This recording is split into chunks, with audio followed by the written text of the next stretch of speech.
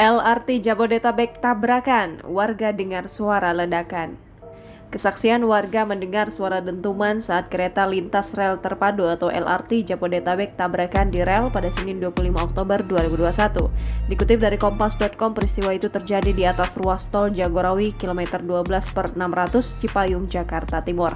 Eman Sulaiman, warga setempat, mengatakan bahwa kecelakaan itu terjadi pada pukul 12.30 waktu Indonesia Barat. Ia mengetahui kecelakaan itu saat berada di pinggir tol.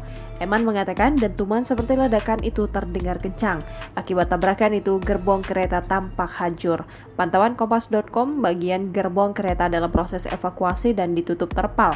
Petugas terlihat ada di rel untuk membantu proses evakuasi. Belum diketahui penyebab kecelakaan dan soal ada atau tidaknya korban. Jangan lupa subscribe, share, komen, dan like ya!